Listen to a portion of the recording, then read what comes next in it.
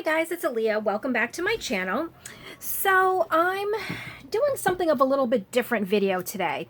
I thought I would kind of brainstorm how I'm going to be doing my next project. I'm actually in the middle of a design team project for Ellsiebels BookShelf, but it's a really big one. And sometimes when I do really big projects, I kind of like to do other things as I'm doing it so it doesn't get so overwhelming, especially with a big journal like the one I'm doing. So I thought I would do a small journal. I'm using a kit from Antique Papery called Homestead Holiday. And it's actually not a full kit. I don't know how to explain it. It's like 3 different small kits that has... Each kit comes with a page and then a backside. And then it comes with all these kind of like ephemera pieces that come with it. I don't know if I'm explaining that right. So there's 3 kits. So the first kit, this is the page that it came with. And then the back is like that. The second kit, it came with this page and then the same kind of back. And then the third kit came with this, and again, same thing on the back.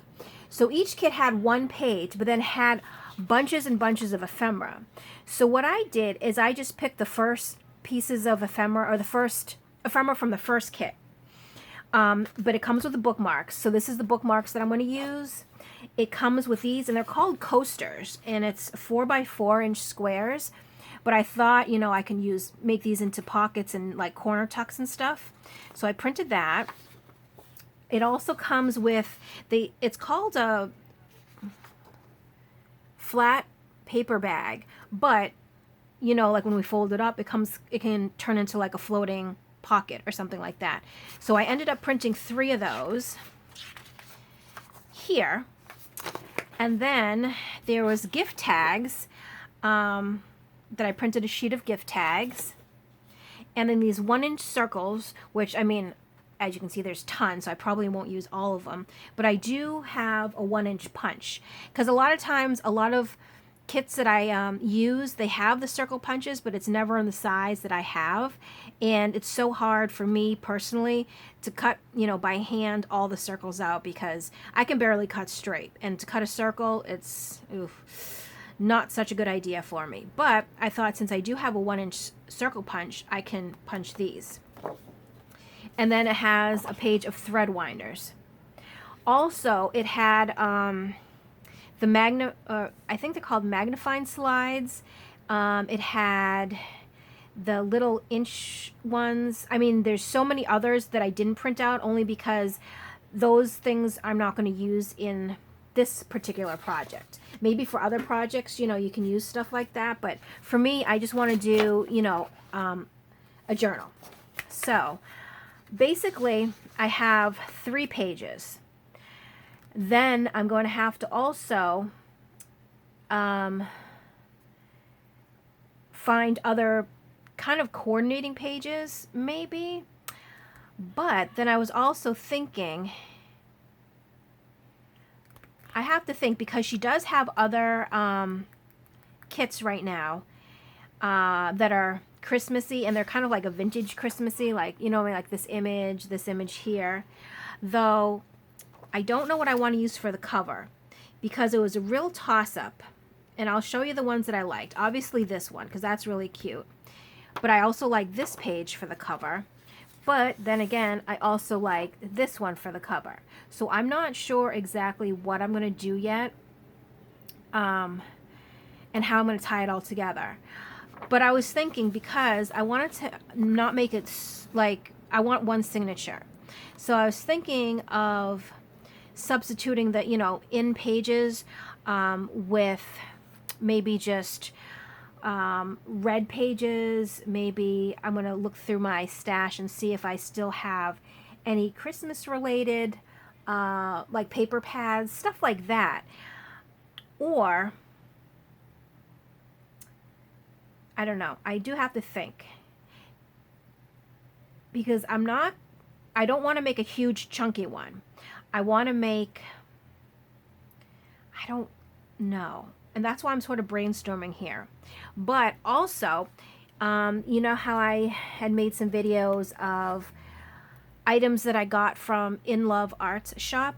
Well, one of the items that I got was a package of stickers. But I thought, you know, like, actually, let me put a white page down so you can see. You know, stickers kind of like this I want to use because, you know, red, Christmassy. I do have some more of these. I'll have to pull that out of the bag. To kind of decorate the filler pages. That's what I call them. I mean, I don't know what they're actually called. Like, I consider these like the pages from the kit, and then, you know, you always have your own pages that you put inside, and I always call those filler pages, like the coffee dyed paper, the you know, like typewriting paper I use, music sheet paper, graph paper, things like that. I just consider filler papers. So these will definitely decorate some of the filler papers. I also just got my order of coffee dyed papers. I couldn't remember the word. So I have plenty of coffee dyed paper that I can use, but I also want to use some of the pages that I don't normally use, because I feel like I always use coffee dyed paper because that's always a must. I always use music sheet paper. I've been using like the typewriter paper. I use resume paper on the inside too. But I have to actually go and look through all the different papers that I have, because I do want to try to incorporate some pages that I don't normally do. Oh, I usually use like the ledger paper, stuff like that. So, and I know that I actually got some Christmas books. Maybe I need to look back in my books and see, maybe, you know, use some of that.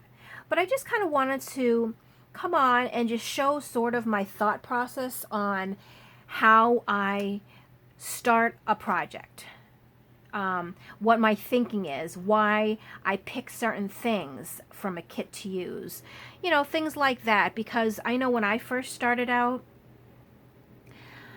I was so confused about how junk journals work, believe it or not. Because before I did junk journals, I only did mini albums. Before the mini albums, I only did paper bag albums. But going from a mini album to a junk journal is like night and day, because mini albums, as we all know, they're very precise. They're cut very precise. You measure, measure, measure. You have to just, everything has to line up. Everything has to fold together, you know, all those different things. Whereas a junk journal, you take whatever you want, you put it together. Some pages are bigger, some pages are smaller, some pages are this color, some pages are that color. That's the beauty of junk journals. There's no clear-cut direction. It's whatever you want, which I love. But when I first started looking at or watching videos of people's junk journals, I was like, huh? I don't get it. And I was really trying to find videos on how these people are putting everything together. Like, I understand the finished product. I understand what it looks like, but how? Like, I didn't understand. I've never printed anything like this when I first started. I'm like, what's a digital kit? What's a digi-kit? And, you know, so I'm trying to sort of show how I personally start a project. Excuse me. Like printing out the pages, deciding what kind of ephemera I want to use in it. You know, things like that. So I hope this has sort of shown my version of how I start a project, my project planning and everything. And maybe it would help newbies that are wanting to, you know, jump into the junk journal world. And I know it's probably a little boring for people that do this on a daily basis, but it's also kind of fun to watch somebody else's thought process through everything. So, like I said, I hope somebody out there enjoyed it. I hope it does answer some questions for people maybe just starting out. And I will be back with some different videos like this, you know, something out of the norm, because I feel like I usually just do my design team projects, do my regular junk journals, and then I just show the journal. But I want to kind of get more into, you know, bits and pieces of showing a day in the life kind of thing, like how I do certain things. So I do hope you enjoyed it.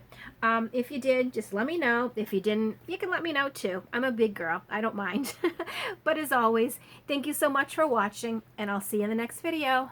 Bye.